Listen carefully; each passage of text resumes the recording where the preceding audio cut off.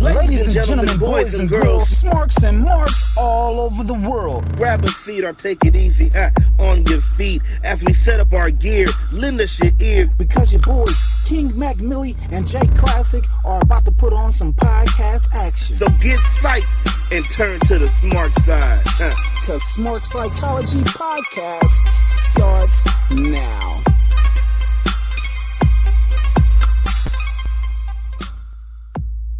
Yo. Oh, yo. Yo. Oh, yo. Are you feeling free today? Are you feeling free today? I'm feeling free. I'm feeling blessed. I'm feeling feeling all type of things. I'm feeling all type of things. You know what I'm saying? You know what I'm saying? Smark Psychology Podcast Season 3, Episode 108, the first of our doubleheader today.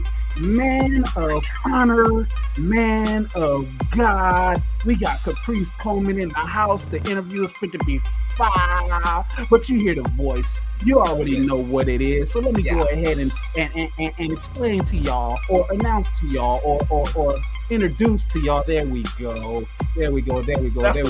The man, the myth, the legend. Yeah, look at you. You being a I mean, you know what I'm saying? You got to fish around with it. You got to fish around with it. But before I get into that, oh my God, I almost jumped the gun. You know, shout outs to all y'all on the audio side, iHeartRadio, Amazon Music, Spotify, Anchor, Apple Podcasts. You know what I'm saying? I didn't hit them all. You figured deal me. Whenever y'all may be in the world, whether y'all be right here on the West Coast with your boys, whether y'all be on the East Coast, whether y'all be down south, maybe y'all somewhere up north.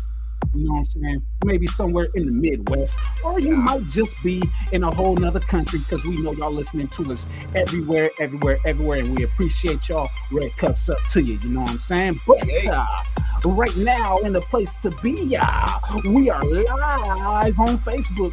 We are live on Twitch. And we need everybody to come on over and like and subscribe, because we are live on YouTube.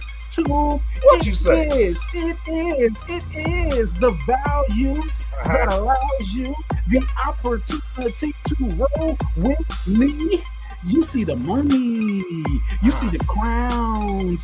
Yes, indeed, it is your guy, it is your man, the man right here, the founder, the CEO of this here show, King Mac, MILLI. But I ain't here by myself. I'm here with my brother from another mother, that guy on the other side of the Smark side, and he goes by. Yeah, he goes by. Yeah, man, your boy, Mr. Smark himself, man, Mr. CSO of this whole Smart Psychology Podcast. That's right, the J to the K to the LASSICK, Classic, man. Your boy's so sick with it, man. I'm excited about this. I'm excited. Red cups up going up. Sick with it.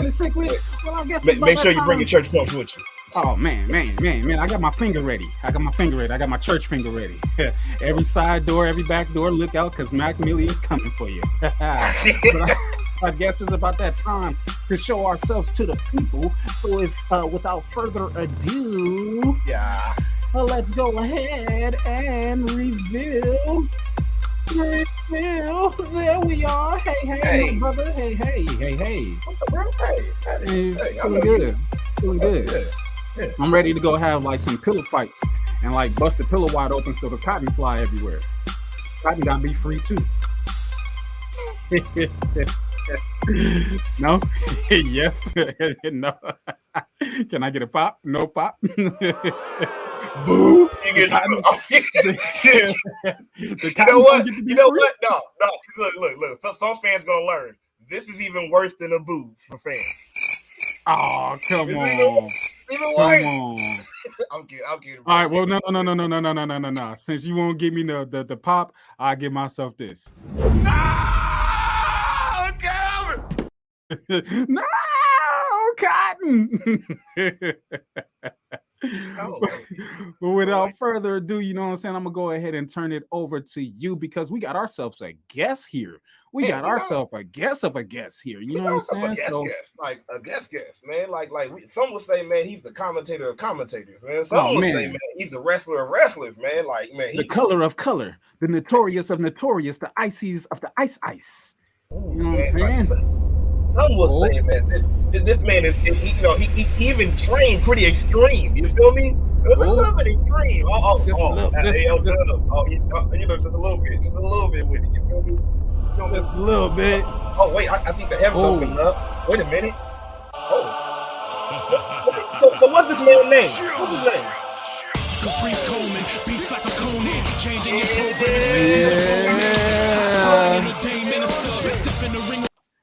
He is in the building. Yes, he is in the Smark side. Red cups up to you, Caprice Coleman. Oh, he's got all the cotton. He's got all the cotton. Yes. Free the cotton. Free the cotton. Yes, put the cotton on. Power to the people, freedom, yes.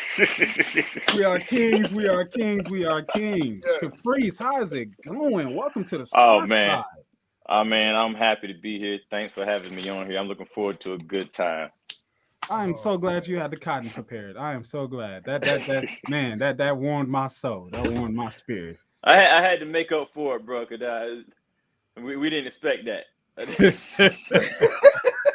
That's the thing, though. Always expect the unexpected, especially around here when I'm around. You know, I never know what I'm going to do and what I'm going to say. It's always off the top of the dome, you know, and I surprise myself a lot of the times. But, you know, the craziest part to me about the whole Juneteenth thing, thinking about it, is imagine legally being free for 2.5 years and your masters knowing it, and they're like, well, if they don't know, we ain't gonna tell them.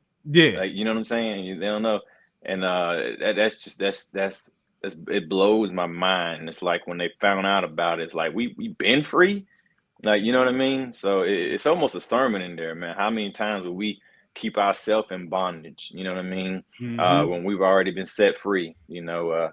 Even still to this day.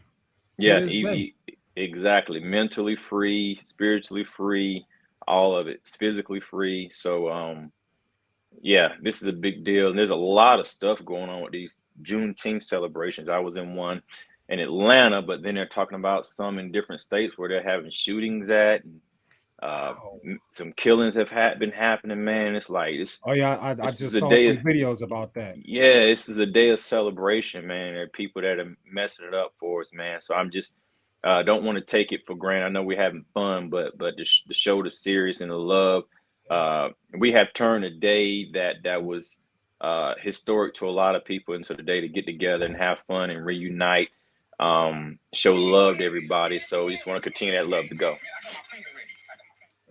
My fault. There we go.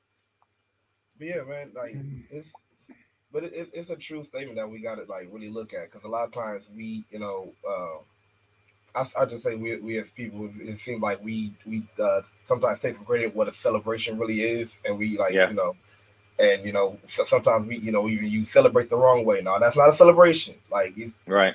It is, you know, like we got to be your out celebration together. Get you incarceration.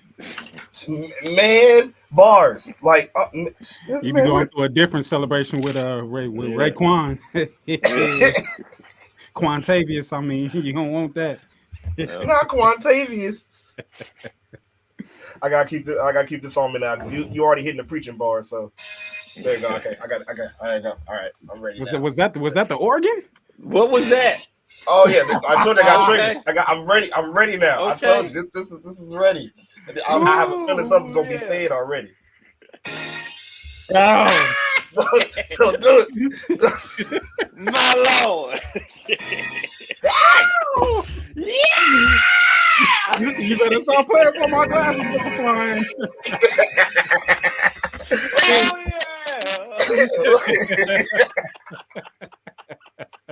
We just need a one do it, and that'll be it. That'll be it. We done. We got hoop before the service starts. We got a hoop going on. How we used to do back in the day. Tell it like it is. Tell it like it is. Yeah. Oh man. Oh man, Classic, you got it, man. You got it. You know, I think the way I'm gonna start it off is like, let's just start as a kid, you know, growing up, you know, loving wrestling. So I just were you in church all your life, correct? Pretty much, yeah. Absolutely. So how was it like growing up? Being a wrestling fan and also in church. Was it ever a clash? Or what was it ever? A thing when you were younger, like, why are you watching that stuff? I know I got sometimes like, it's so violent, it's so this. So have you ever got that before? I guess it really wasn't a big deal to a lot of people. My mom hated it. She hated it. She hated it. And then my sisters and my sister and brother hated it. And it mostly came on like Saturday mornings where I was. And so while they were watching cartoons, wrestling started coming on at 11. So I wanted to change the TV to wrestling, and they're watching cartoons or whatever. So I remember one weekend, my mom took me to a yard sale, and I bought like a black and white TV from a yard sale to watch wrestling. I had my own. I was the first kid in the house with a TV in his room because while they were watching cartoons and all that stuff, I was watching wrestling. You was on Channel 11 watching WWE Superstars. Well, we didn't have WWE. I grew up on NWA. Okay. I didn't get WWE until I was in like 6th grade. Until we got cable. But like I knew about WWE and all, and I would keep up with it. We had like the Rock and Wrestling. Or whatever like that, and then I would definitely see it in the magazines. But as far as like watching wrestling, WWE on TV or WWF, because I'm 46 years old, it was on cable TV. It was on cable, yeah. I know. At the same time, you know what I'm saying. We had Sunday night Saturday night main event on Channel 4. Saturday night main event. Yep. You know what I'm saying. We had WWE Superstars on Saturday, but it came on at 11 a.m. around that time too. So that was like that wasn't cable, so I was able to watch that in my room. And then when it came to nightly wrestling, it's like, all right, we got to go to the living room. But I was in a good scenario because my whole family at that time was watching wrestling, so it was never like blocked from me. We had world champ, we had NWA, then turned to WWW, and then we had World Class Championship Wrestling, and we had Glow Wrestling, and I think Georgia Championship Wrestling, but yeah, they came on at different times, or whatever. But like the Saturday Night Heat, to me, that was like pay-per-view, bro. Yeah. Like just getting into it, like how was it introduced to you? Like obviously nobody else in the house is watching it, but it's just okay. I want to watch it. I'm gonna buy me a TV. I'm gonna get into it. But what was your first introduction? I want to say I was like 3 or 4 years old, and I was at home one day, and maybe I was turning the channels or the TV was just on, and I see this guy cutting a promo. And he looks nothing like me, but sounds just like everybody in my family. And it was Dusty Rhodes. And he was cutting a promo. He was the bull in the woods. That's somebody dead. I'm a dead. Take your head, baby. I'm gonna take your daddy. Like, what? Yeah. I was like, what is going on here? And it was wrestling. And like for a while, because I didn't know what TV was or whatever. I would just, whenever it was on TV, I would watch it. So there was a while before I was like, okay, wrestling comes on at this time. I had to figure out for myself, oh, this comes on every day at this time, because they were just like, oh, wrestling's on. Sometimes my mom would try to turn it before I would see it. You know what I mean? I have been brought in front of a pastor before. Like my mom was like, my son, he watches wrestling and I need you to talk. He was like, yeah, I'm gonna talk to him. He's like, I watch wrestling too. Mama walk out the room. He was like, so did you see that match this past Saturday? I just wonder what was the expectation. He was like, well, just know that you don't go out and you don't do it or whatever. But I think my mom was really disappointed, but it opened her eyes up to that it wasn't, something crazy, you know what I'm saying, or whatever. But like in her eyes, she just knew she was gonna bring me to the pastor and he was gonna set me straight, but he ended up being a wrestling fan. So I just wonder, how was that prayer supposed to go? Like, Lord, deliver the wrestle demon, Lord. Like, and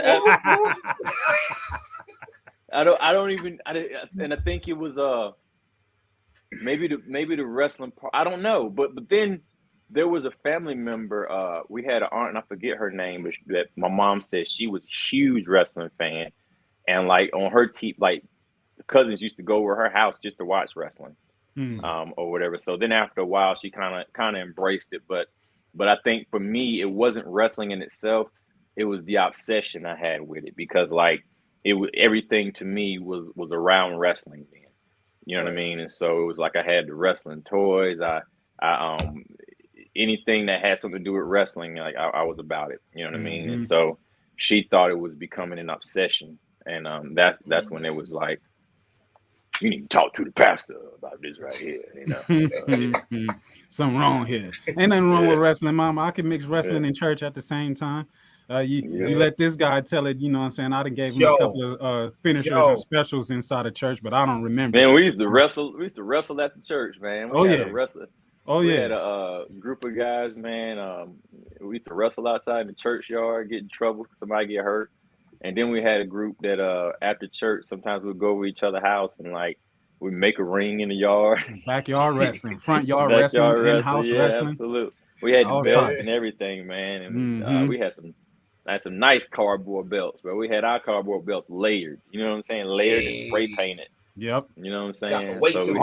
So we were proactive. We were having arts and crafts. You know what I'm saying? Like, you know what I'm saying? All of these I things. got to the point I could carve into the belt to the cardboard. I could carve into it to make it what it was. Got your nice little knife or your scissors and everything. Absolutely. I used to just like draw and just cut it out and then overlap it with a lot of duct tape so it wouldn't rip apart or nothing like that. Oh, you had to duct? Yeah. Okay. Yeah.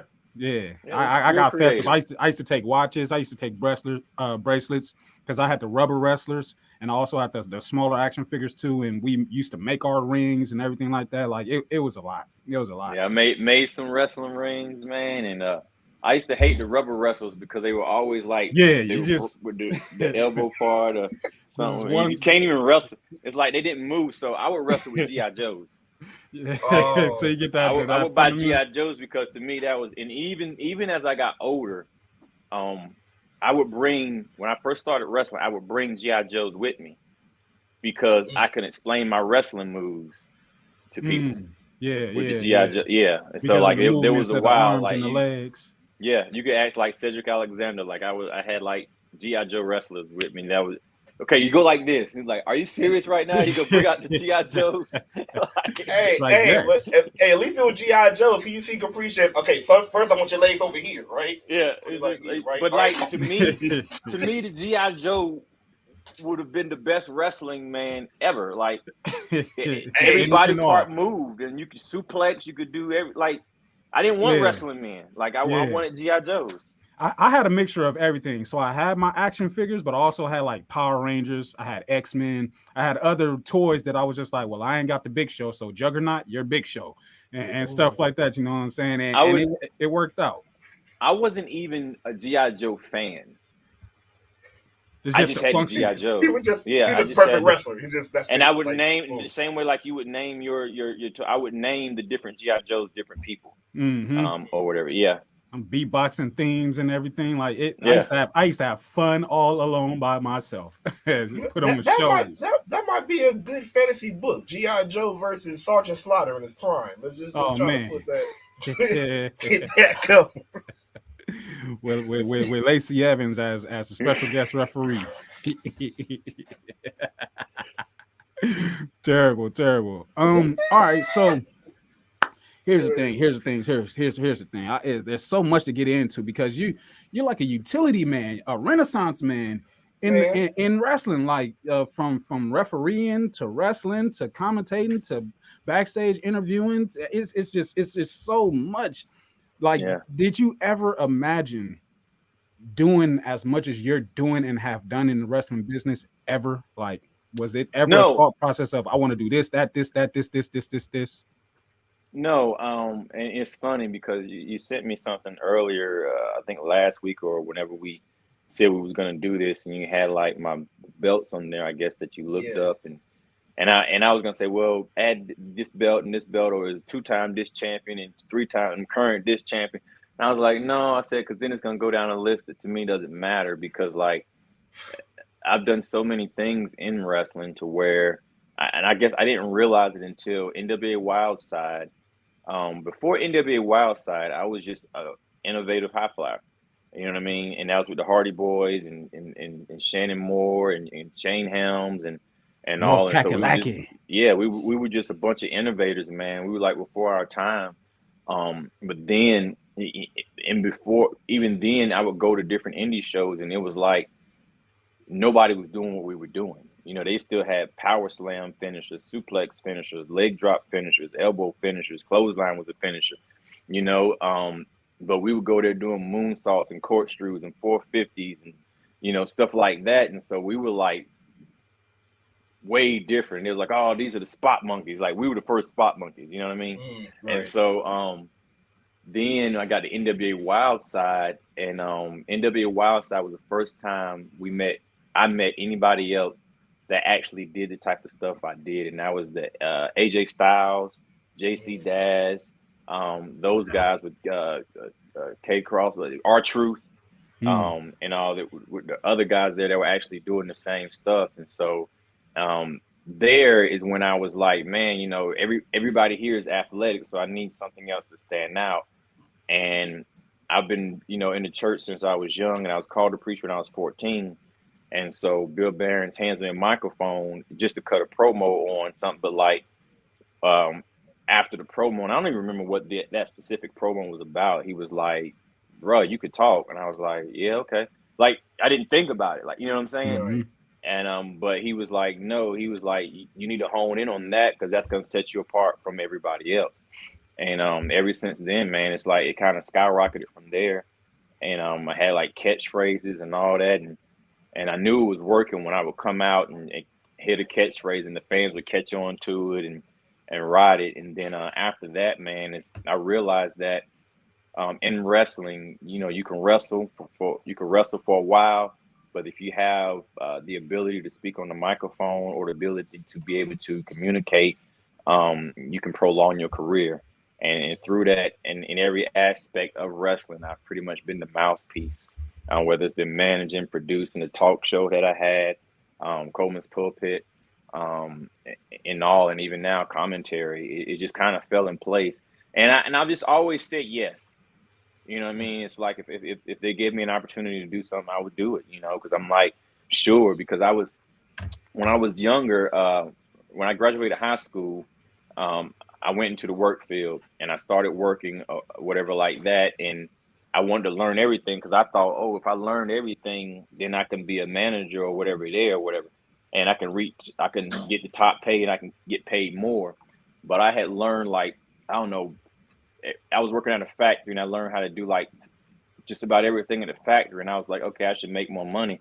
And it was like, oh, you've already reached top pay. The only way to get paid more now is to go to college. I was like, yeah, I'm going to college. I'll see y'all later. Like, you know, and so that's when I went. But it was like I always had that thing of like learn everything. You learn as much as they allow you to learn and never say no.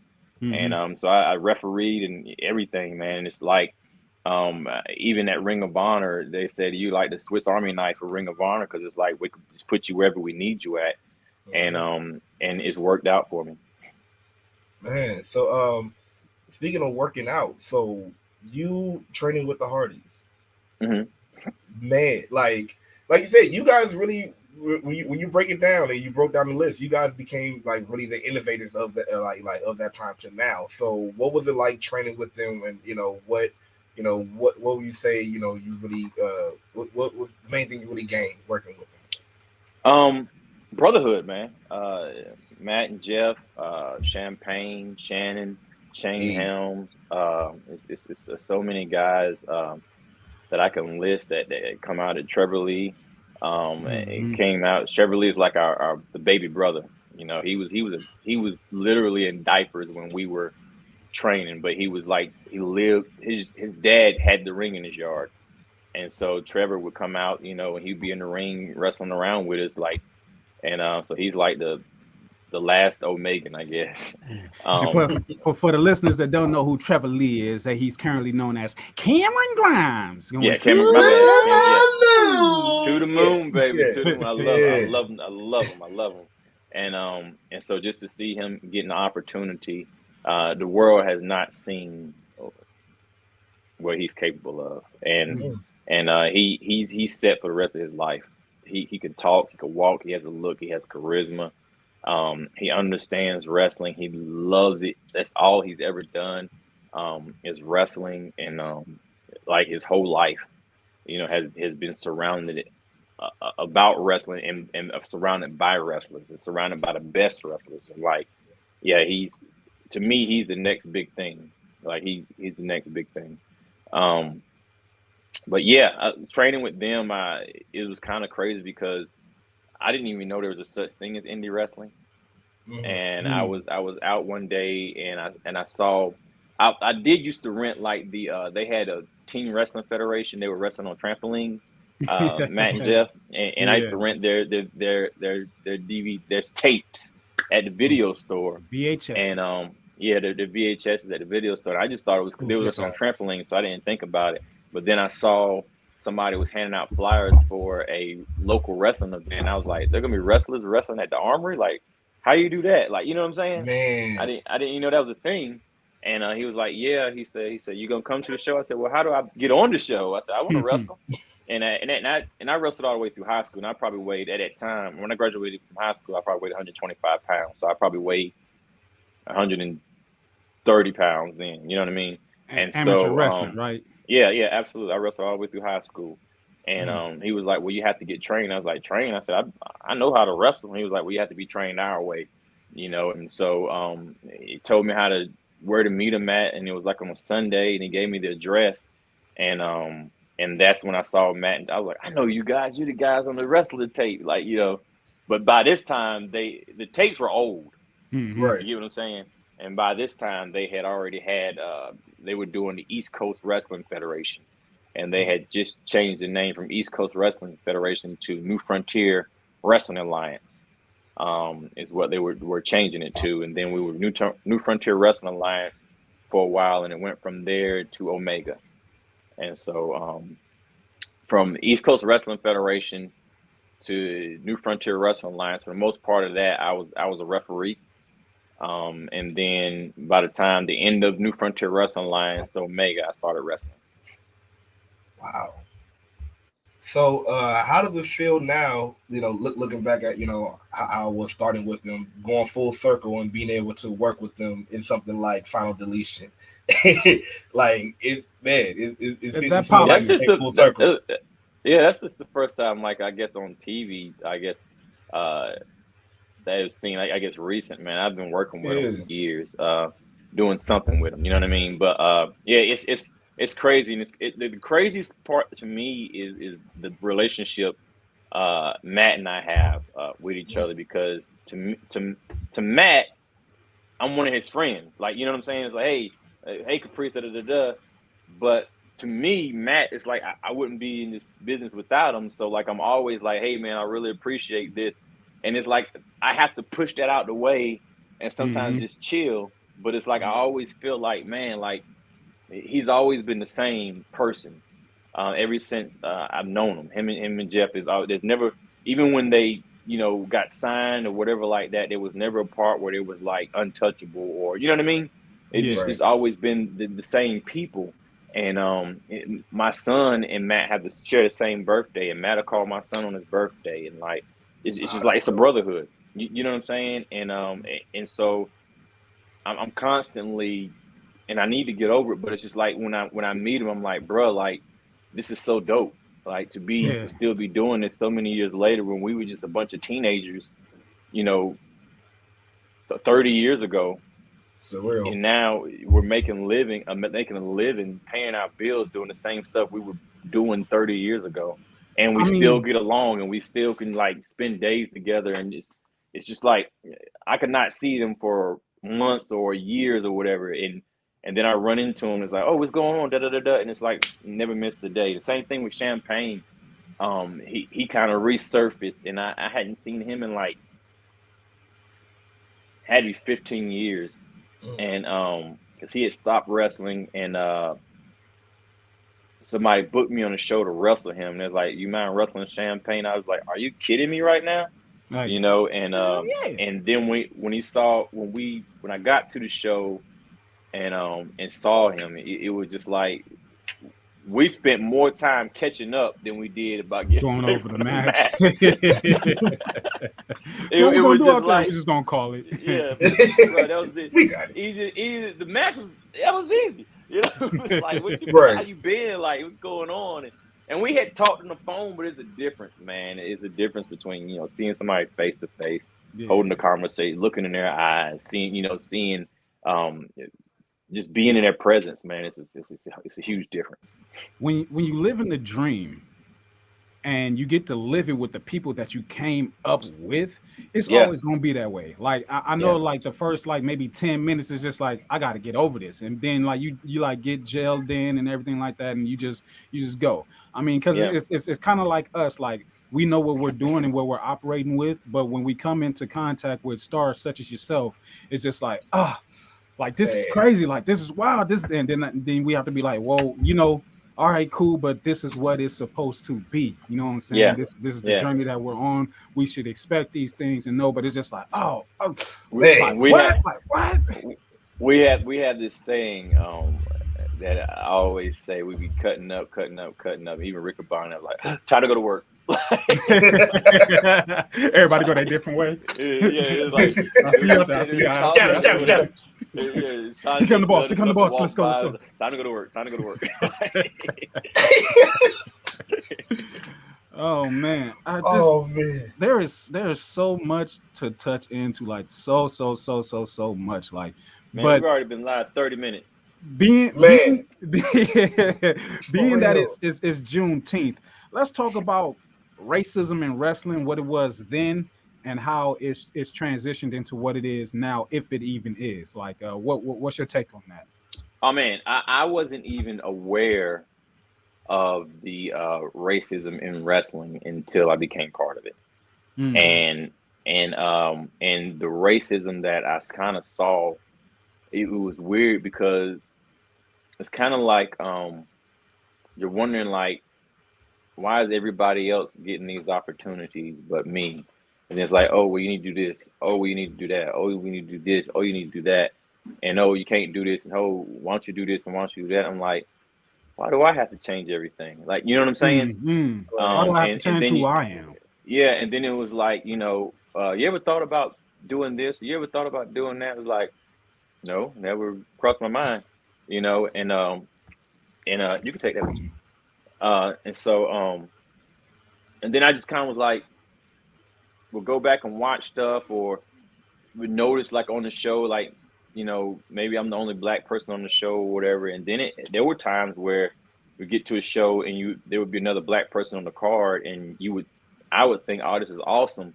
But they would look at you like somebody about to steal my spotlight, because it's almost like a competition, because it's like you want to be the #1 black guy, like, you know what I mean?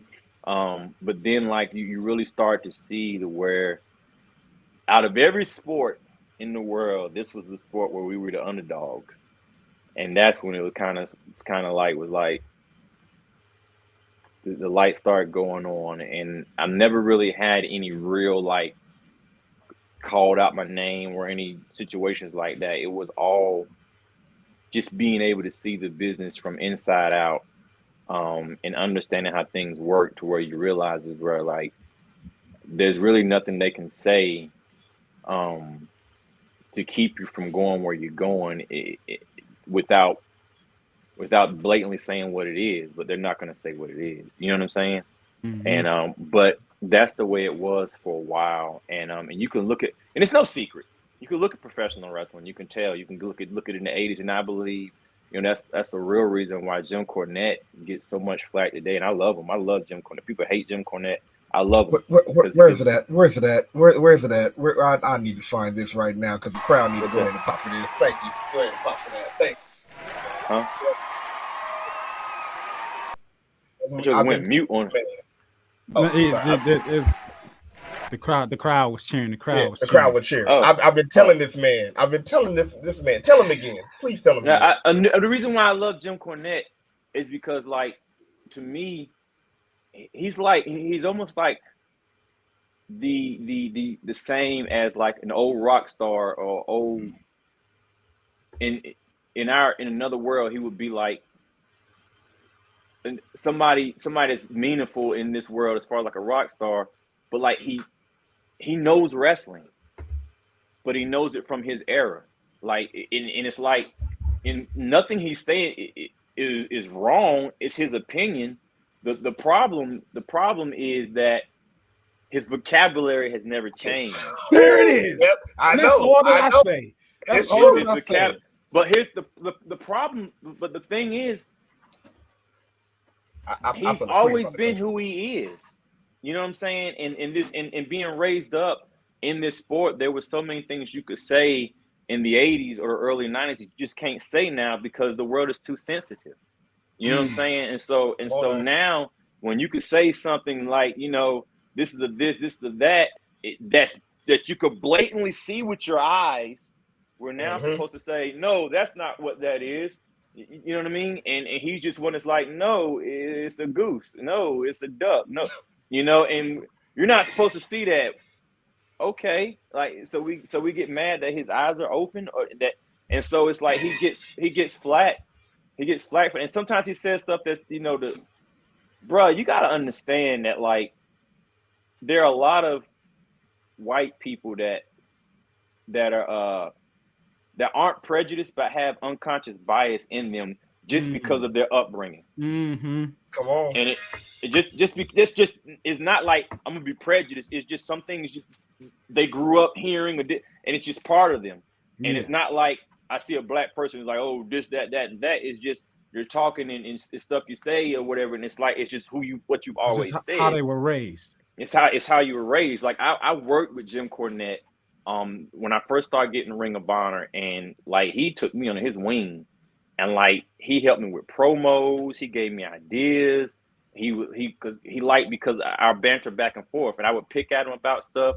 He would be like, Caprice Coleman, why you wearing that jacket or whatever like that? I said, just because it ain't wear that Smoky Mountain don't mean they can't wear it now. Yeah. Like, you know, we would go back, but we had wit. So he respected my wit. You know what I'm saying? And so he would help me on timing, and I'm like, it's just who he is. Some people it's just who he is. And I'm not saying, I'm not backing up everything he says. I'm not on the Jim Cornette train or whatever like that. It's just the older I'm 46 years old. You know what I'm saying? And the older you get, you realize some people just are who they are. Yeah. And when people, the word of God, it never changes. Yeah. We change. We're changing. You know what I'm saying? And so now we're like, oh, what's the new thing that we can't say? What's the new thing we can't do? What's the new thing? Because the way the world is walking, but it's like some things just never change, you know? And so that's my take, man. I love everybody, and you can't take no Caprice Coleman treated me this way, bro. I got love. I show love because I was loved. You know what I'm saying? Yeah. But like, you can't hate one person and love another, because to me, I'm like, I'm gonna find a way to love you. I'm gonna find a way to love you. I'm gonna love you, brother, love. Cause I love you. But it's real. Hey, bro, I'm gonna tell you something, man.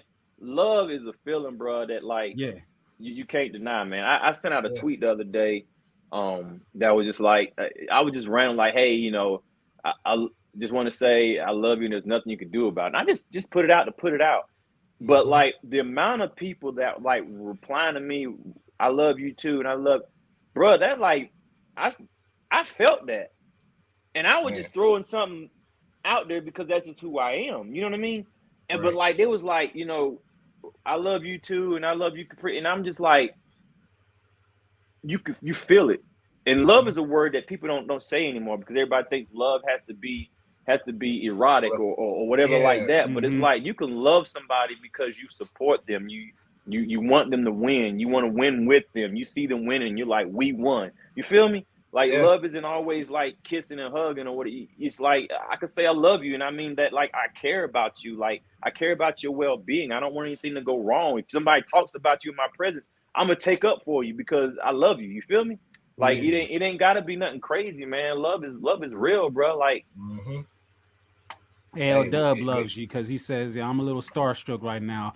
I've been seeing and hearing Caprice for a long time. Appreciate it, man. Yeah, man. But like that's real, man. Like, and like you said, like speaking of love, you know, like a lot of people don't know. Like I said, the real meaning of love. We still thinking love meaning feeling. Yeah, I mean, it's just it's kind of what we're taught. You know, we're in a world today where, you know, a lot of things are just perverted. You know, and you live in that atmosphere where it is. You know, and so you have to get past that, because sometimes you can miss out on a good thing because of the way that your mind works. Right. You know what I mean? And so like it's I don't know, it's almost like a bunch of, you know, elementary kids, man. You say, you know what I'm saying? It's him. You're preaching right in his driveway, sir. You're in his window, right? Hold on, where's my triggers at? You are in his driveway. Let's say right now. This world, bro, like this, I think, and I said that about what wrestling was, but you look at it now.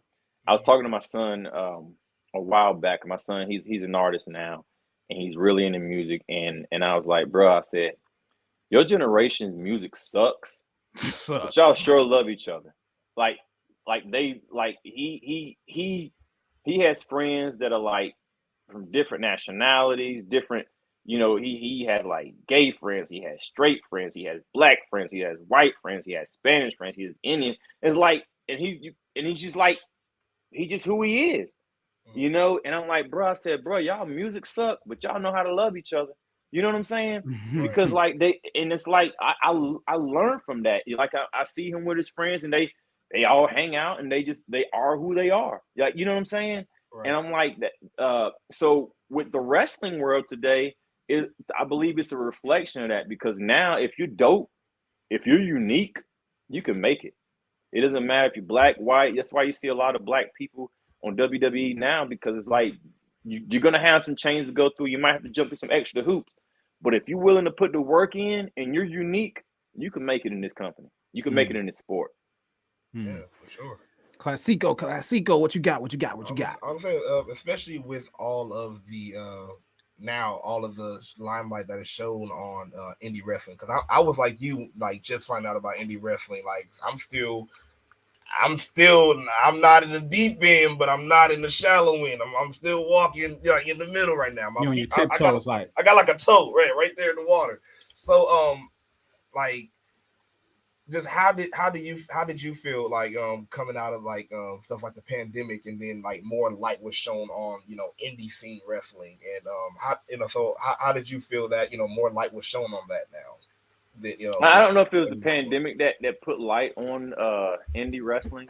To me, the pandemic and the pandemic was hard for me, because you got to understand, I've been an entertainer for 20 years. You know, well, 27 years now, almost 30 years now. But like to be used to be on the road, I'm married with children, but then you're locked in the house.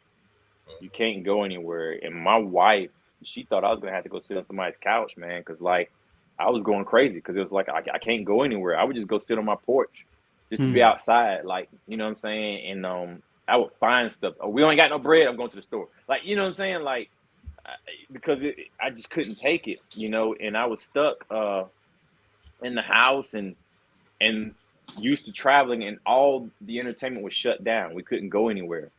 You know what I'm saying? And so that was a hard reflection, I think, for a lot of people, especially entertainers, because I watched a lot of friends, like if it wasn't for Ring of Honor paying us through the pandemic, you know what I'm saying, or being able to, like, you know, trade stuff or hustle or whatever like that, I don't know what would have happened. You know what I'm saying? But having the ability to be able to make money during the pandemic was a blessing for me, but it was a curse for a lot of people that were making it just by doing indies. And this is a sport that, like, some people have 9-to-5 jobs. And in my walk of wrestling, it went to where I had a factory job until I went to college or whatever like that. But it got to a point to where at my job, it was like, hey, you got to make a choice.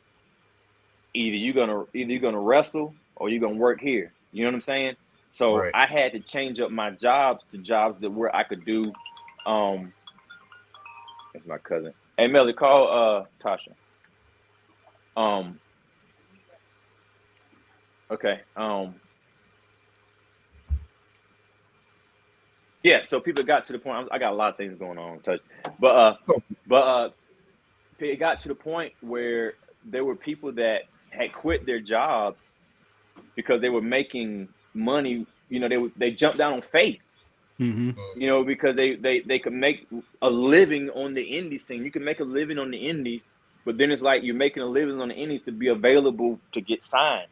And so there were people that were like on the cusp of getting signed, and then the world shuts down. Right. So now, like, they have no way of making money. So you got a lot of these indie stars that were like selling shirts and, you know, doing things that you're trying to make money because they were literally getting to the place where they could make it, and then boom, the world shuts down. You know what I mean? But I thank God that wasn't my case. But my case was the world being shut down and I couldn't do anything, and I'm just used to it. And I didn't realize the effect it had on me until one day I was at the house and I turned the corner and I ran into my daughter. Like, we were just walking the same. I ran into my daughter, and instead of excuse me or whatever like that, she was like, "Oh, hey, Dad, you're still here?" Oh, wow. Like my family had to get used to me being home. Like, you get what I'm saying? It was that was my like a pandemic experience, and I don't believe not one person alive that survived the pandemic, because millions of people died. I don't believe one person went in the pandemic and came out the same way. There's something different about you. There's something different about you, and for me, it was like, I found out a lot of things about myself. I found out a lot of things about people, you know, and it calloused to me a lot, because I'm that person that, you know, don't be a magician and then show me your hand and then everything is back to normal and you try to show me the chain trick. Nah. I know what you're doing. Now, show me a new trick. Now I know the trick, you know, and so there was a whole lot that went on under the pandemic that really you know, opened my eyes, you know, to where I can't shut it now. You know what I mean? You know what's funny? Because a lot of people will say, like, a lot of people used to say before 2020 started, they were like, "Yep, that's right, 2020 vision." I said, "All right, that means that you don't know what you're asking for. That means you're gonna see." So, and it's don't expect me to be blind now. You know what I mean? And I'm the type person, man. If I see you're in my presence, and I got something to say, I'm gonna say it. Like, that's just me. Because I wouldn't be a man if I didn't. You feel me? And so like, that's me. I'm sure that pandemic drove you crazy, because there was only so many Coleman pulpits you could have did with yourself. You know what I'm saying? you probably done ran out a few. It's just like that's your way of transitioning. You love it, don't you? I love the commentator, because he was like, "Was that your transition? Was that it?" Like, really? But speaking of such, you know what I'm saying? The pandemic, man, and commentary. How did that change your aspect on professional wrestling, having to deliver to the crowd that was not present in the space? Well, to me, that was almost a relief, and I'll tell you why. Because I was able to work. You know what I mean? We were back on the road. It was like I was free again, and to me, it was like the light at the end of the tunnel in the world, in a way, because it was like, oh, this is only temporary. And after a while, the crowd is going to be back, and the crowd will be small, but then we'll be able to have more people. Then in my head, it was like, oh, we're getting back to civilization, the way the world used to be. And then with Riccaboni and I think that's when the pure title was being reintroduced. I think it got a lot of eyes on us, because they were able to see what real commentary is about. You know, you have to my gift in commentary comes from my frustration of commentary. And I've been a wrestler for well over 20 something years, and I remember I've been in every aspect of the sport that a lot of people are in now. I've been the enhancement talent. I've been the talent. I've been the agent. Like, you see what I'm saying? Yeah. I've been that person that is getting an opportunity to be on pro wrestling for the first time, and I'm telling all my families and friends, and then they actually watch it, and the commentators talking about cereal. Like, not connected to the story being told in the ring. I've been in the ring, and I've been hurt. I've been injured, and I would wait until the match come out to see how I got injured, and the commentators are talking about somebody that's not even in the match. Oh yeah. You know what I'm saying? It's like, I'm hurt for 6 weeks. I tore my ACL. I broke my ankle. You know what I'm saying? I irritated. Like, you're not helping build. I have a concussion. Yeah. But and so I started noticing those things, and it's nobody in particular. It's just the way. To me, it was like, it was a frustration, because I'm like, bruh, I know people that died in that ring. Yeah. I know people whose lives were changed in that ring. And if I'm doing commentary, my job is to tell about if I'm not adding to the story inside that ring, I'm taking away from it. You know what I'm saying? And my job is to talk about the people who are literally putting their lives on the line, literally, when they step between those ropes. And you can say, oh, it's entertainment, oh, it's this, oh, it's that, or whatever like that. There's a great form of entertainment to it. But I have people that I've worshipped growing up that I see now, and they're in wheelchairs. They're using walkers. They're using canes. They can't talk right. They can't walk right because of the sacrifices that they put in through this entertainment world that their bodies testify on every day. You feel me? And so I'm like, so my opportunity to commentate, people are like, oh, you ever think about wrestling? Yeah, I think about wrestling. It's a sad thing you're doing commentary. I love commentary. Because I finally get to I love it, because I'm like, I finally get to tell the story of these people who are putting their lives on the line for it. You see them? Like, yeah, this is my brothers, man. Like, it's to me, it's a gift. And I knew it was good when I not just from the fans, because to me, I love fans, but fans can turn on you just like that. Yeah, you know, you say somebody's you say somebody's name wrong, or you like somebody they don't like, and you know they here today, gone tomorrow. But when athletes are coming to you saying, "Hey, I appreciate you saying this," or I appreciate you saying that, and I'm like, bro, I'm just doing my job, like, and I think it's our job. Even the difference now, people are like, oh, Ring of Honor is just Elevation Dark or whatever. Like I said, no, it ain't. I said the difference between Ring of Honor and that, and to me, and I hope this isn't clipped in what makes me famous, is that this is the land of opportunity for people that were unutilized, and their stories are being told. They're not being laughed at. They're not being joked at. They're not being made fun of. They're being highlighted. You know what I'm saying? And I'm not highlight, like, even the Willow rap. You know, I just think it's a dope tune. It's either, I'm old school, it's either to rap to, whatever like that. But the goal isn't to get me over; it's to get her over. Like, you get what I'm saying? I'm telling a story about her, and it's like, but so many times on those shows, it's like 3 matches that it was almost made not to be cared about. Right. But now it's like, no, this is who this person is. This is what this person presents. This is what this person is capable of. This is the character that they have. This is their background story. Oh, you see what I'm saying? And it's like, so that's what I feel the difference is now. And I believe Riccaboni and I have that same mindset, and I was just icing on the cake. You know what I'm saying? Because he's came there, and the experience that he's had being a former champion, and then working for the Fed, and he comes with ideas and ways to help Riccaboni and I out. It just adds to just fine tuning things, And so I love it, man. And so, like I said, my frustration came through that, and so when I got an opportunity to do commentary, I just started talking. I was in a feud with somebody, and I forget who it was, but somebody was wrestling Michael Elgin. They just put me on commentary. When I came to the back, they was like, "Oh my God, that was amazing," and I was like, "What was amazing?" Like, I was just talking. They was like, "You ever thought about doing commentary?" And I was like, "No, not really." It's like, well, we think you got a niche at it. And that was Kevin Kelly talking to me. and Hunter, and I was like, well, bro, I love to do it. You know what I'm saying? Like, sure, like, okay.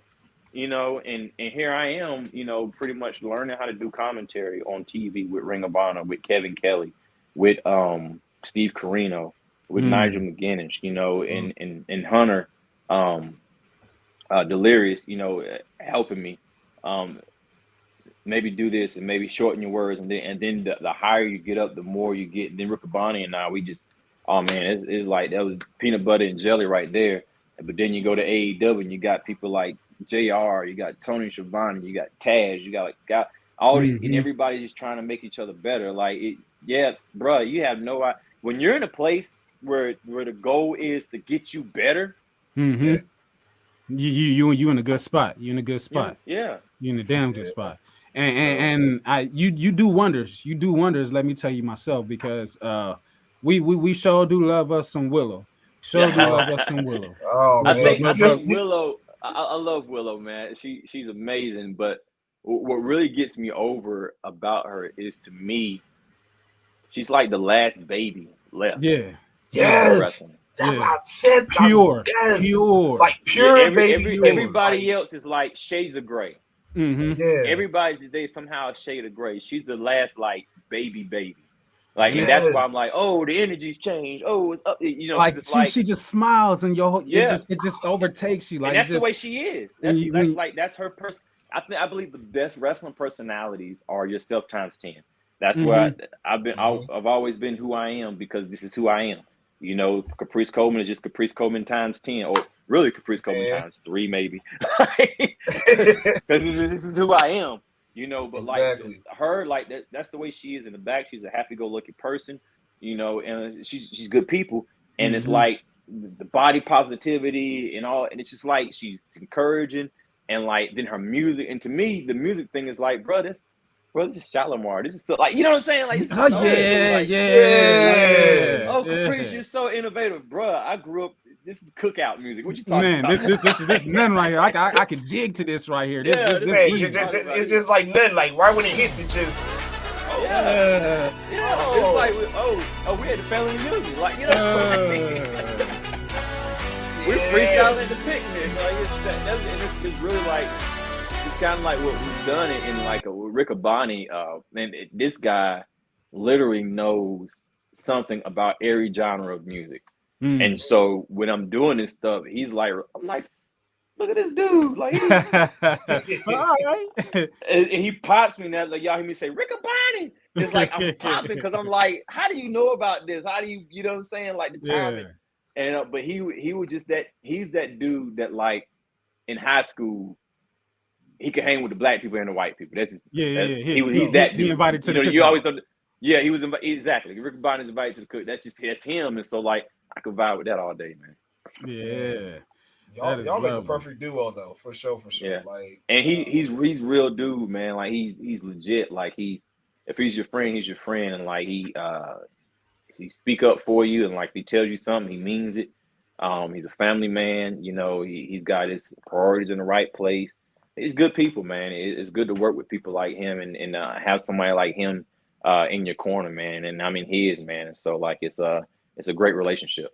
Yeah, you're a legend in this space, and like I said at the beginning of the show, it's so much to get into, and I know we ain't got too much more time, but I have 2 more questions and then a fast count of questions. You know what I'm saying? 1-word answers and things of that nature. But like, I just want to get into your name. I want to get into your name, Caprice Coleman. That's your government name, right? That's That's like my middle name and last name. Yeah, you got nicknames though. Ice. Yeah. Notorious Ice. Like, yeah. And I love and I would like to hear a little bit more of how where Ice came from. You know what I'm saying? Man. Because it's gonna be it's an underwhelming story. I am a fan too, and just to hear people give Dean Malenko some praise, it's just like, oh my God, like please, the man of 1,000 hoes, like get into it just a little bit if you can. Well, Ice, I say it's probably underwhelming. To me, I'm also heavy into music, and there was this play, The West Side Story, and the West Side Story is two gangsters, and it was this girl named Maria, and the gangsters. One was from one side, and I think it was like Americans against the Spanish. I don't know, but like one of the gangsters' name was Ice. And I just when we were going over the list of names, I was like Ice. I was like, that's cold, man. And I just stuck with it. And this was even before I was a wrestler, you know. And then when I got into the indies, in the Book of the Extreme, with Matt Hardy's book, is a story about my first day of wrestling practice. My stepdad was there, and I was trying to bump, and I couldn't bump. And he had like this 66-ounce cup of soda or whatever. He takes ice out and puts it in my hands and folds my hands, and I take the bump, and I actually did it correct. the isolate you to the proper bump. Right. And after that, they was like Ice, like they. So to them, that's why they call me Ice, you know. Ice, Coleman. And then being heavy into music, the Ice Baby, but then like Biggie Smalls, the Notorious B.I.G. I was like, well, everybody knows me by Ice, but I'm known now, so I'm Notorious. I'm the Notorious ICE, you know, or whatever. And that stood for I can excel at anything, you know. Notorious, I can excel, you know. And then after that is when the Attitude Era left and everybody became like real people. So I just became Caprice Coleman after that. And then man, I had a lot of the ambassador of the grind because nobody works harder than me. And then now it's the ageless one. It's like I'm 46 years old and black don't crack. Yeah, it's not age, sir. Sir, man. Black does crack if you don't take care of it. If you smoke it, but no.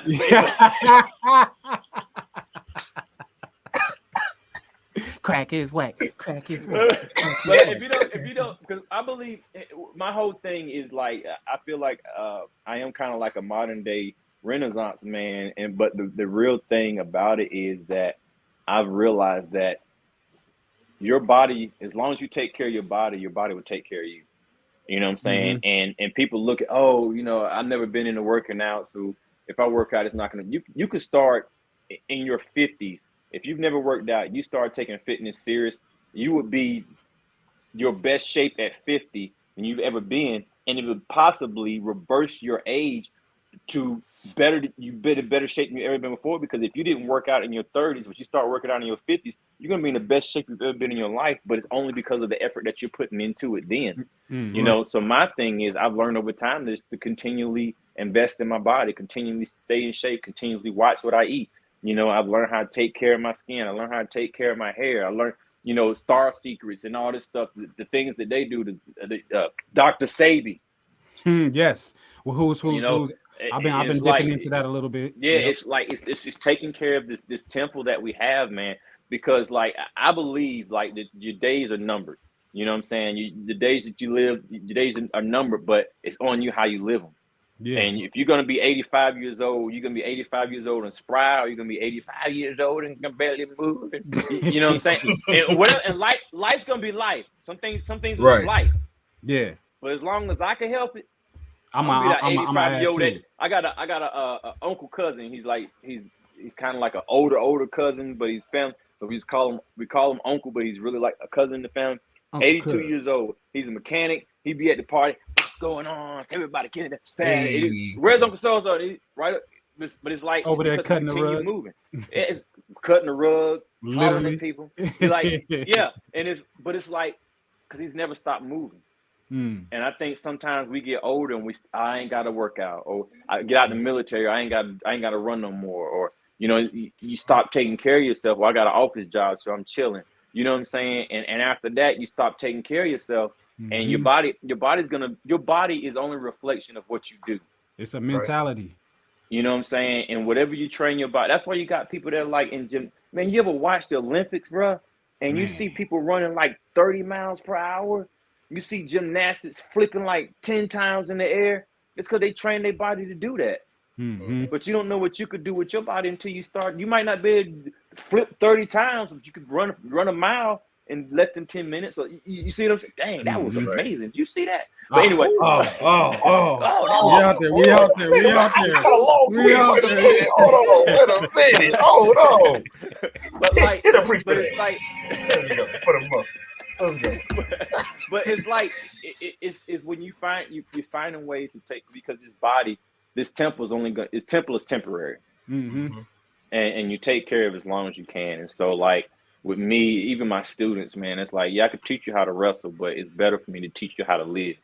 Because if I teach you how to live, you can wrestle for a long time. You get what I'm saying? Yeah. Mr. 9-time PWI guy, you know what I'm saying? Caprice Coleman.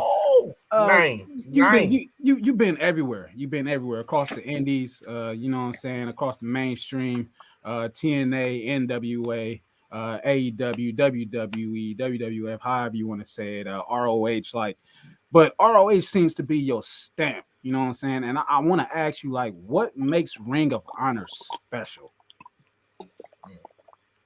Integrity. Everywhere else I've been, I say loyalty has been my best friend and worst enemy in life. Okay. You know what I'm saying?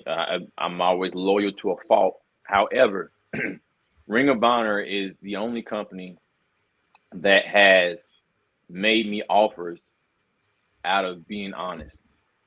This is what we can do. When we can do better, we'll do more. That was when they got bought by Sinclair. When they got bought, they did more. Like, you see what I'm saying? This is where we're at now. We can do this, and then we can do this. This is where you're at, and we could do this, and we could do that. They've always been upfront with me, and it's like, I know what I'm getting. You know what I'm saying?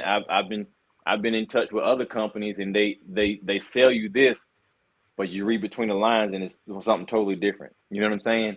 And you're a number, and as long as you're making them numbers, they're good. But if you're not making them numbers, they find a way to peace out. And so like with Ring of Honor, it's like your family unless you do something stupid.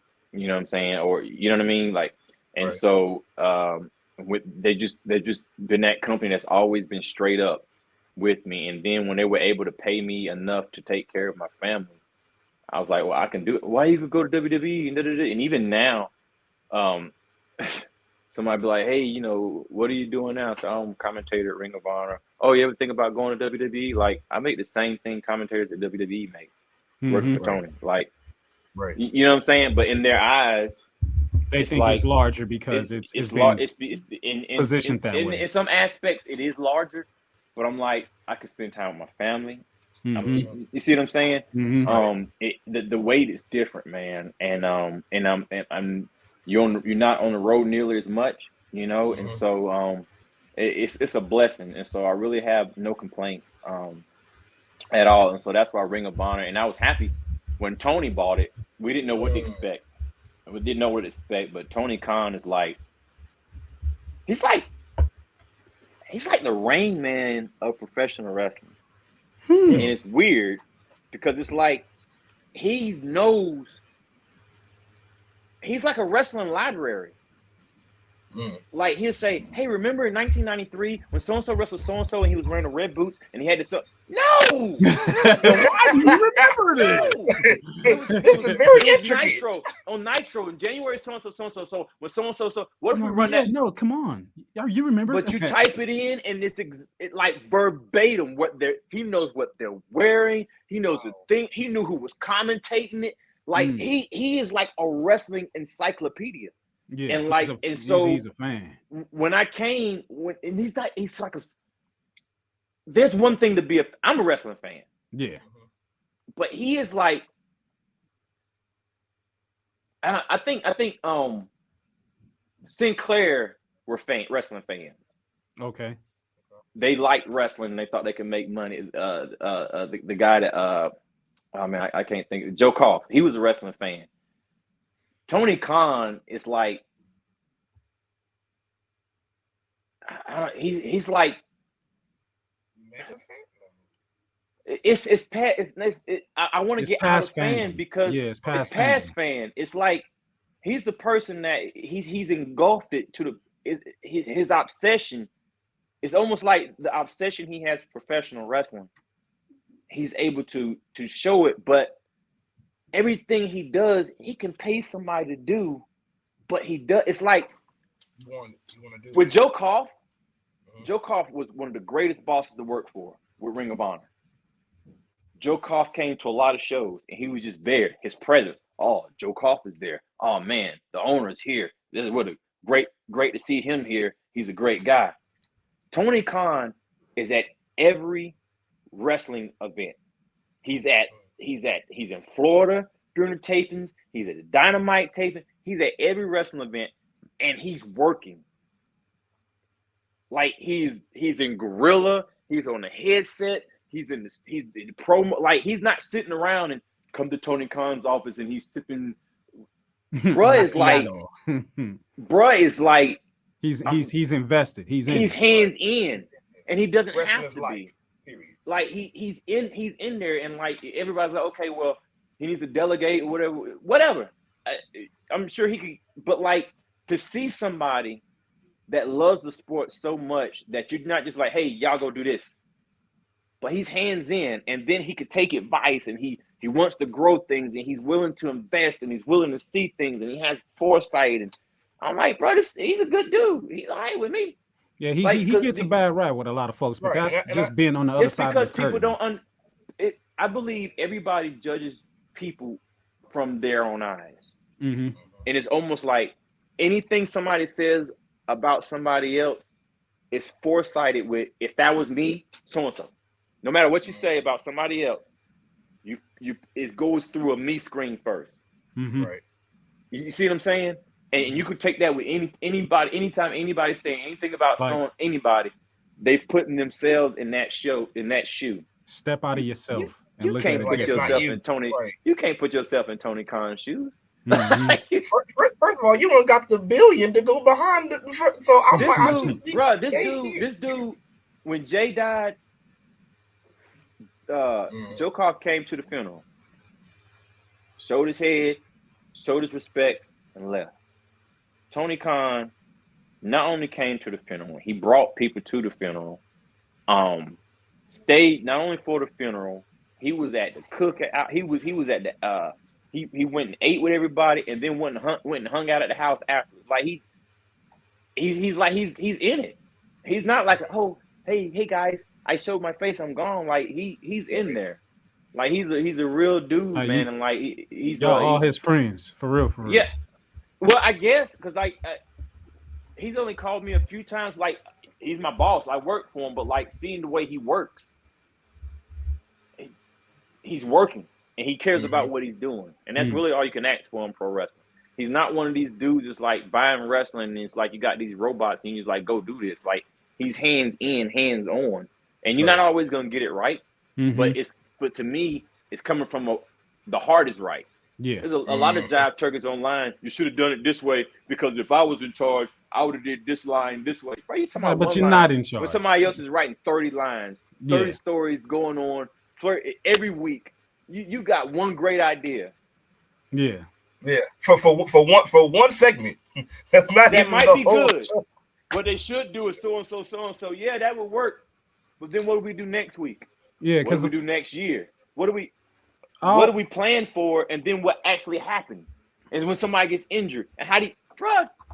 Yeah, I'm always like, you got an opinion, but how much is your opinion worth? Like, even with what we do, I say a lot. I'm like, I don't want to get into opinions, you know what I'm saying? But it's just, I ask a lot of how comes or whys, you know what I'm saying? Like, make it make sense to me because it doesn't make sense.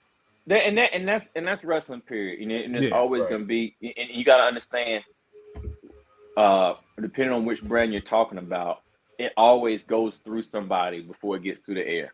Yeah. And then their opinion of what they see is an investment of what you'll see.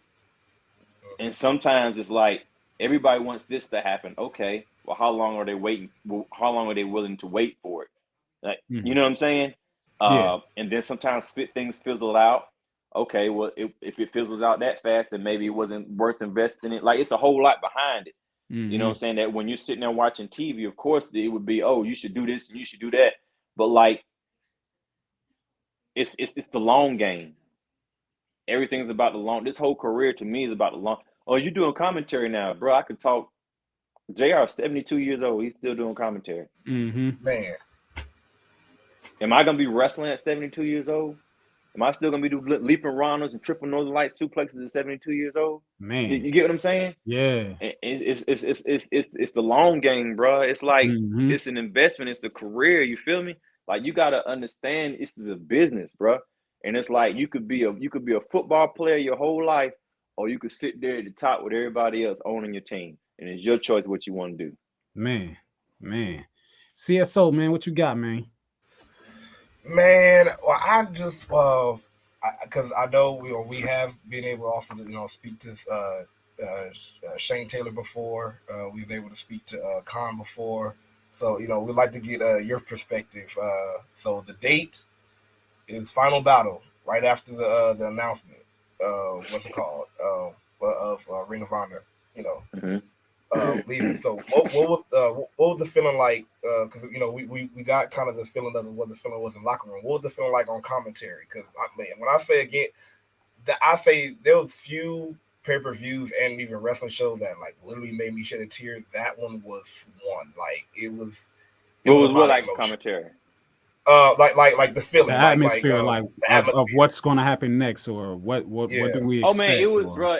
Everybody had the mindset of whatever happens. But tonight they about to get the real final battle. About to get this work. They gonna get this. We're gonna put this work in, and everybody had the same mindset of we're gonna kill this. This gonna be the best final battle ever. You know what I'm saying? Like that was the mindset of. I thought you was getting ready to talk about the moment in the ring. I'm about to talk about that too. That was gonna be so that was the mindset of Final Battle. And so Riccaboni and I, we were calling the shows or whatever like that, and sometimes we would see, and it didn't really hit us until like after the main event bell rang. And I think when the bell rang, it was like, yo, this is it. Like, stomach dropped a little bit, like, ooh. Like, we don't know. And, like, people started crying, bro. Like, there were tears shed. Like, it was like you just, and it was happiness. It was not knowing what was next. It was uncertainty. It was like, but it was a lot of emotion. You know what I'm saying? It was a lot of emotion. Yeah. Because it was like, you just didn't know what was next. Right. And like you was talking about the big moment, like I said, the moment that had my heart pumping, man. You had almost, I want to say, not even almost. I'll say every black wrestler that was in Ring of Honor in that ring, fist high in the air. Man, like, what was that feeling like? Especially the reaction from the crowd, like the love. Like, how did that feel? Man? I think to me that was it was a mountain high. And the reason why I say that is because there's so many ways you can look at the black fist in the air, and you think black power means we're better than you, we're more superior than you, we're getting ready to take over, we're doing this.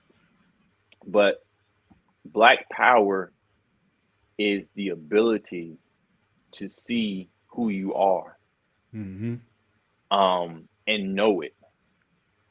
The black power there was all these athletes that were black. We all, in our own way, had to go through the same struggle to get where we are in professional wrestling. And somehow, all these black wrestlers were on the final show of a product that is world known. Like, we made it. So that was a solidarity of, out of all the struggles we had to go through, the adversity that we had to go through, this is a mountain high of, like, we did it. Like, we accepted who we are. We've accepted the struggle. We went through the training school. We went through the no's. We went through all the no's. We took our, you see what I'm saying? And we got to a place, and when we got there, it's like we didn't look at each other, tear each other down. We built each other up. Like, you know what I'm saying? And it wasn't just it wasn't like we're in the back, we're gonna have a black meeting for all black people. You know, everybody built everybody up. But there's also that when you see people that look like you and they have the same drive that you have, they have the same mentality of getting getting you better, and you get like Shane Taylor, bro. He's an anomaly because like I've always been for helping people out, but I can honestly say it's pulling people up. Yeah. Like I've always been one to help pull you up. You know what I'm saying? Shane Taylor is one that's like, come with me. Yeah. Even when let's he's go not as a there collective. Yet. He's like, let's come together. I'm like, you know, come on up here. I'm pulling the whole. You see it? Shane Taylor's like, let's walk up, and like to me, I'm like, bruh, like that's it. Yeah. And so he went from him looking at me as a mentee and all that stuff. To I'm like, bruh, you one of us. What you talking about? Yeah. We're learning from you. Iron sharpens iron. Like this is what it's about. Like, what are you talking about? Like this is. You got something to say? Like, I want to hear your mind. Like, you know what I'm saying? And and even now, we still talk on the phone, man. Kenny King, Shane, like we're all brothers, man. And it's like to have a mind the way he has, man. It's like that is also somebody being able to do that means the people before him put some work in. Yeah. And I was able to see, like, I was there for the Rocky Kings. You know what I'm saying? I was there for the Thunderbolt Pattersons. I was there with Ron Simmons. I was Booker T. The work being put in. You see what I'm saying? When we went from being, you know, just being able to be on the card to being happy. You know what I'm saying? And wearing the crown, but we never were the king, junkyard dog. You feel me? Like all this stuff to where we top of the cards now. And somebody younger than us is saying, hey, let's all come up here together. That's some work put in right there, bro. That's showing that like that it's working. That we in the world now, the where you say, you know, one day you be judged by the content of your character. We're living that now, and you have to be willing. Sometimes, often, you have to be willing to put in extra work. Period. And the reason why is, and I'll give you a short story. And I didn't get a car when I was 16 years old or whatever like that. You know what I'm saying? My brother didn't get a car when he was 16 years old. My brother's first car cost $100. And like, it was rusted out. Didn't have a floor. We put cardboard on the floor because when you was driving, you could see the road. You know what I'm saying? Yeah. And not because we were dirt poor, it was just somebody wanted to sell their car for $100. And we was like, my brother was like, okay, I'll drive it. I got a car. But before you got in this car, you knocked your feet off. All right, bro, you can see the roads. Knock your feet off before you get in my car. Like, you know what I'm saying? It's respect. Like, adding value. But he took care of that car until he got another car. You see what I'm saying? My son is 18 years old. The first car he got cost $500. It's like, Dad, why you ain't get me a car off the lot? Because you ain't gabbing. Now your sister, she gonna get a car off the lot. Because I don't want her. She a girl. I said, but you ain't gonna be one of these suckers on the side of the road that can't change a tire, waiting on AAA, because you can't change your own car tire. You can't change your oil. You can't do that. Like, you know what I'm saying? And so we got him a car that we had to work together. We helped with the motor. We did some body work to it. We did. So now my son, he got that. It's a stick shift. You know what I'm saying? He could drive a stick and all that stuff. It's like, and now he loves it. You know what I'm saying? But it's like we put that work into it to where now when he gets a car of his own, because he drives mine sometimes, when he gets a car of his own, he knows how to take care of it. Yeah. And he knows how to take care of other. If he gets married one day or whatever like that, he could take care of that car too. We ain't got to worry about you getting a brand new car and the motor going bad because you never changed the oil in it, or you never got the transmission fluid changed, or you got a bad tire. Now you can't go to work for a week because you don't know how to change a tire. AAA can't get to you. Yeah. Like, you know what I'm saying? There's a responsibility of putting value on things that deserve. And so learn that, you know, when you're able to put that work in, when you look back, you can see you worked towards something. And it's hard to take away something from somebody that they worked hard for. If you get a brand new car when you're 16 years old, I had friends that got brand new cars that are 16 years old, they wreck it. I don't care, man. Dude, get another car, man. Get another one. Like, what? No, you can't. Just get another what? Yeah, you know, so it's like y'all got it like hard. When she worked hard to get it, bro, you work that much hard to keep it. Yeah, definitely. You know what I'm saying? And that's with everything in life. And that's with everything in life. And so don't sweat the small beginnings, bro. Like the small beginnings is just your training ground to get everything, and it teaches you consistency and everything to keep moving forward. And if you keep that consistency and you keep moving forward, when it happens, you've already done the hard work. Now everything else is consistency and learning the stages to get to the new stages. You feel me? But like if you just throwing something out there and you thinking, oh, if they don't see this, they're never gonna see anything. That's it. Yeah. Rapid fire, and then I'm a hot tag classic in to get in his spots and his finish. But pure rules match. Who is it against? Jonathan Gresham and Shibata. Ooh. ROH pre AEW.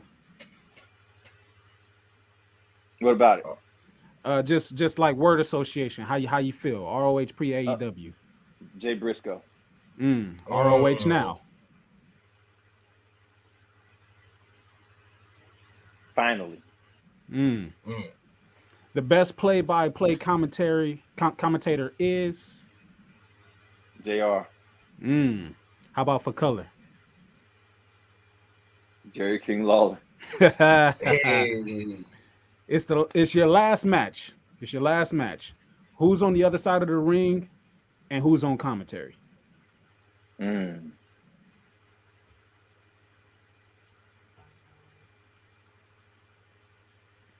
I don't know. Riccaboni is definitely on commentary. Cedric. Ooh. I think I got that. Hold on real quick. Let me pull. You know, we got bullets in the chamber. Just pull this picture up real quick. Yeah.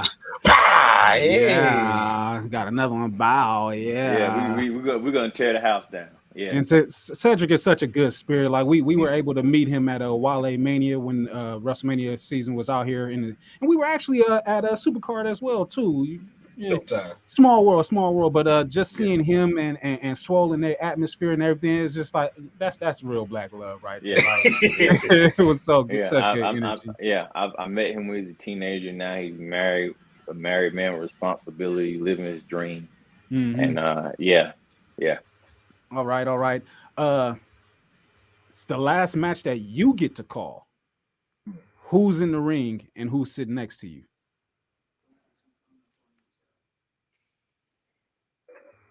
My son is in the ring. Ooh. And Riccaboni's sitting next to me. Ooh. I like that. I like that. I'm going to assume that he's training right now. He has trained. He's 18 years old. He was training wrestling for a long time. He's doing music now, but like he travels with me wrestling, and like he gets the bug every now and then. Gotcha. So we think he keeps hitting his sparks. You know, we just waiting for him to catch fire. Got you. Have you gave him a chop yet? Oh, bro, he chops every. My son is a beast, bro. Like he's extremely athletic. He's charismatic. He speaks well. He's creative. Like, yeah, but he's smart because he's like, Dad, wrestling hurts. Talking does.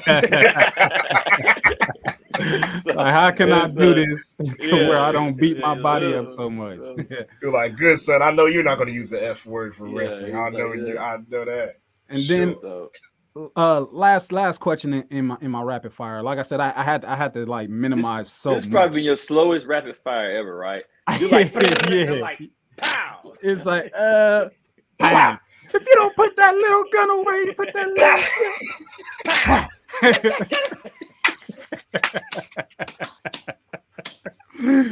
I ain't gonna tell you now. Whoa, last time. Everybody over here got big guns, and here you go with that little ass gun.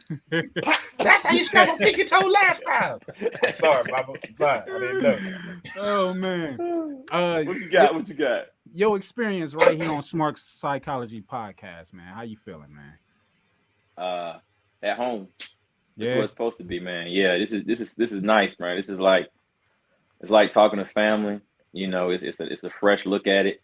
You know, comfortable. You know what I mean, and nothing's forced. We're having a good time, man. Just chopping it up. You know, we had the cookout right now. Yeah. On a Monday, on June. Yeah. That's what I'm talking about. Man, I appreciate it, man. Go ahead, Classic, man. Just two last questions, man. One, the dear to my heart, because every time you lift your hand, I see we both in the elite group, man. We both in the elite group, man. Okay, yeah. Put mine down.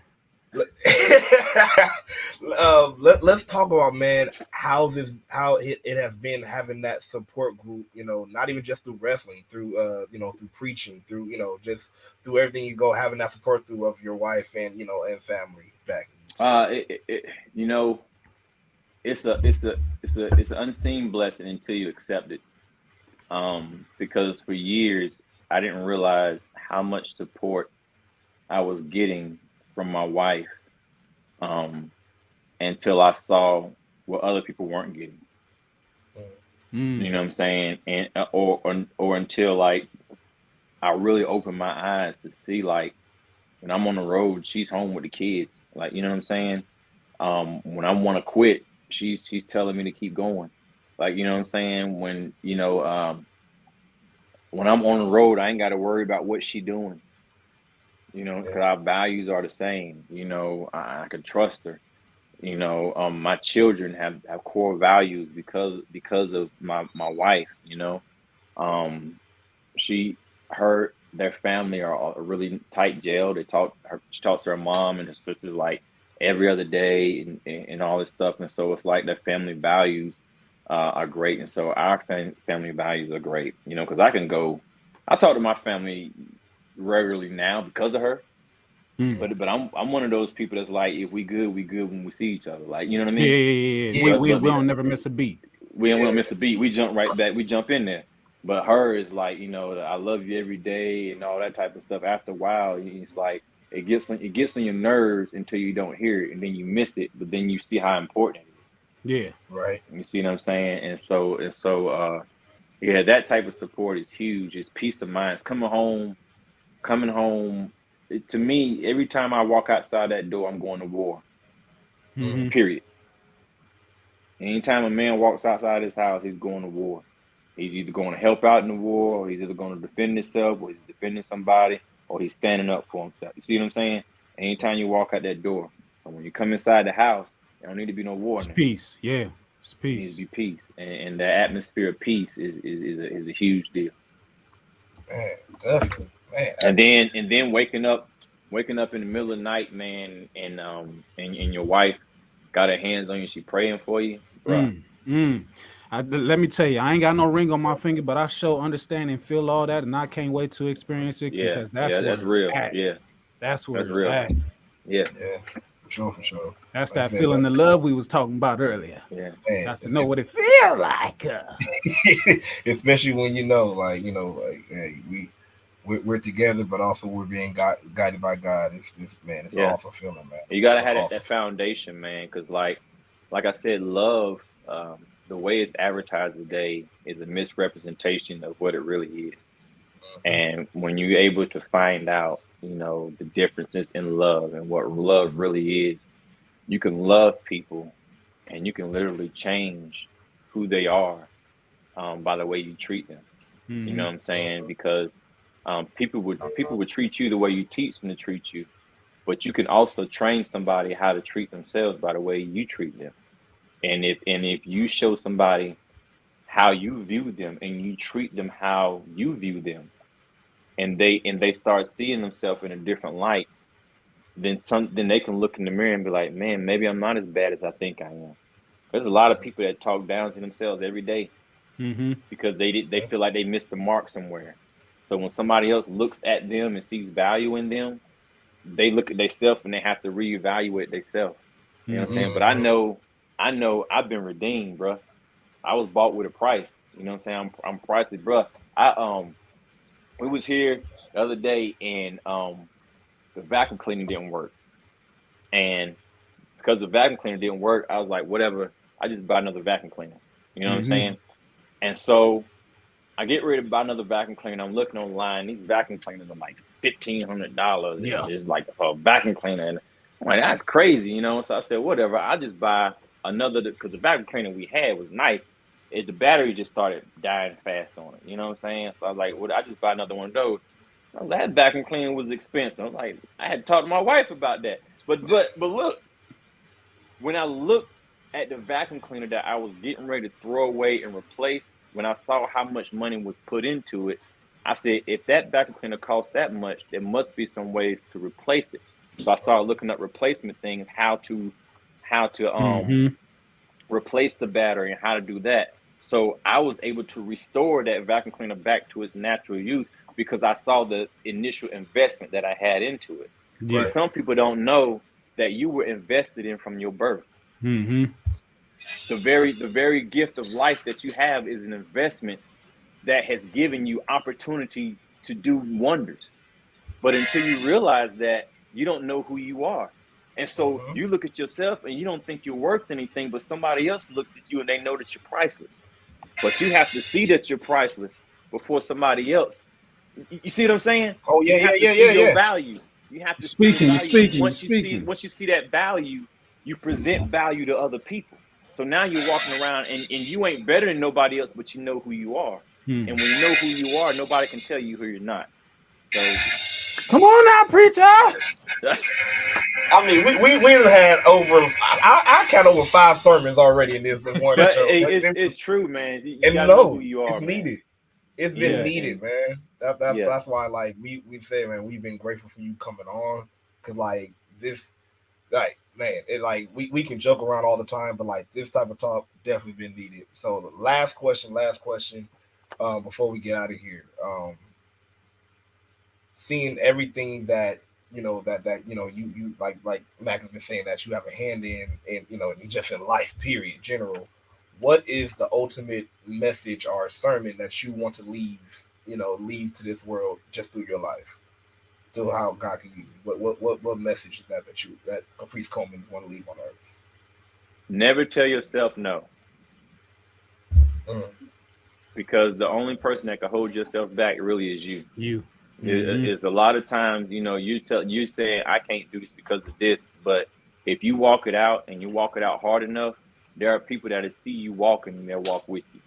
You talk it out hard enough, there's people that see you talking, they'll talk with you. You grind hard enough, there are people that see you grind and they'll grind with you.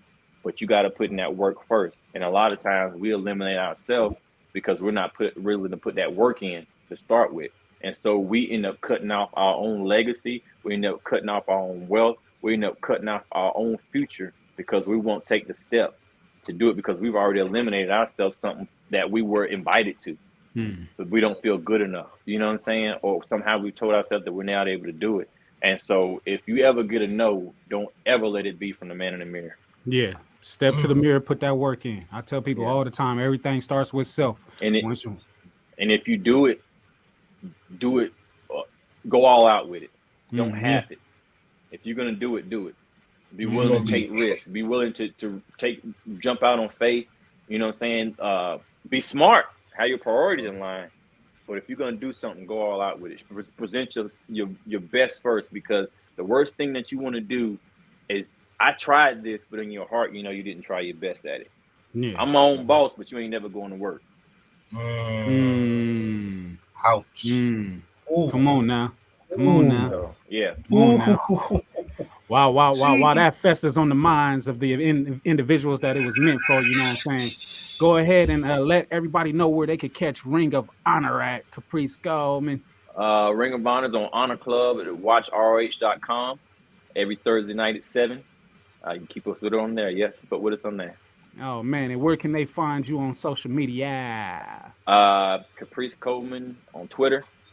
The Caprice. I'm brand new on Instagram again. I had a huge Instagram following until my account got hacked and then deleted. So I'm like starting over on Instagram now. So I've only been on Instagram for like less than 3 months now. So I'm back on Instagram. That's where the new page came from. Okay. Yeah. Because I was like, I'm like, okay, there's a check over here on Twitter. Yeah. Not a check here, but then I had to check it. It's just crazy, man. It's like a rebuilding stage. Like, I'm not even qualified for a check now. It's like, what? Because it's just a whole thing you walk, but it's all good. Because I'm like, now it's a reckoning and a realization that, you can't just friend everybody.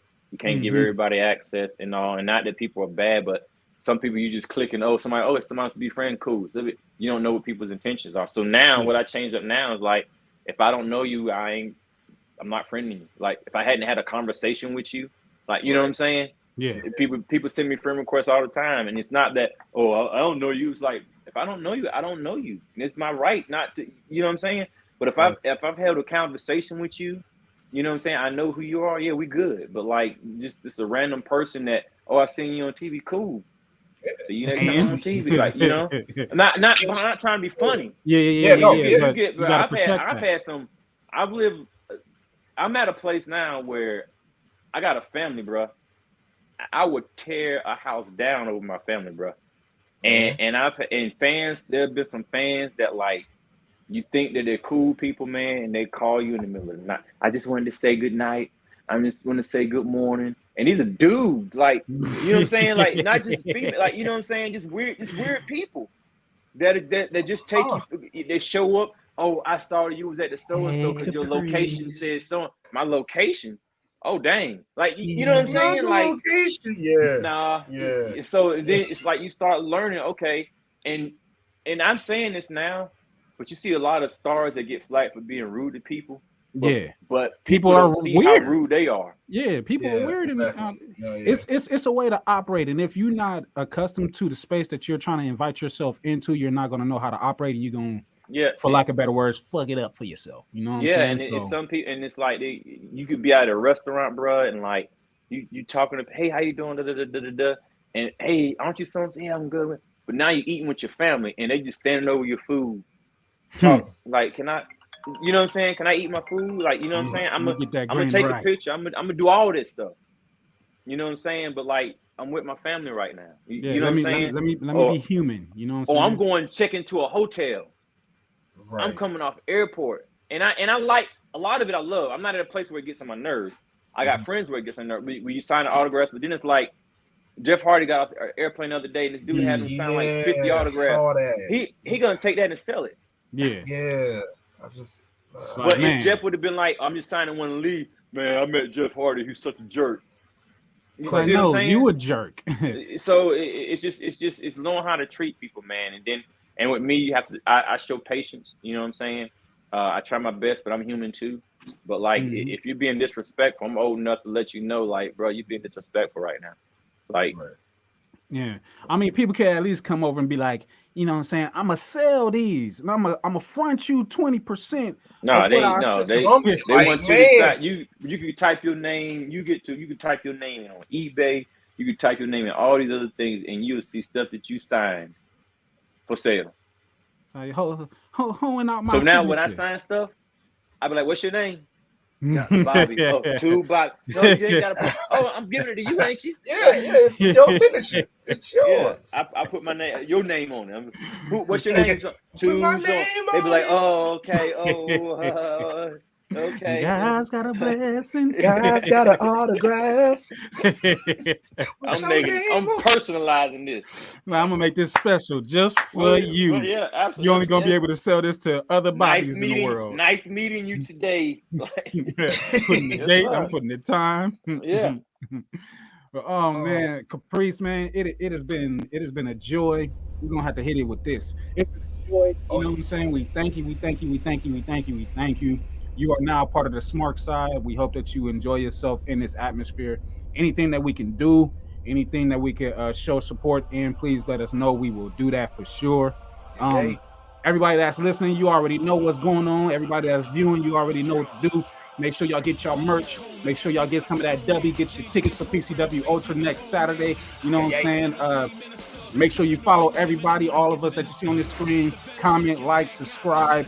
Come on back for second service later on tonight. Second service. Don't forget your church punch. Get your red cup of church punch, okay? Yeah, red cup. We're going to be talking about some AEW Coliseum and Monday Night Raw. Coliseum Collision.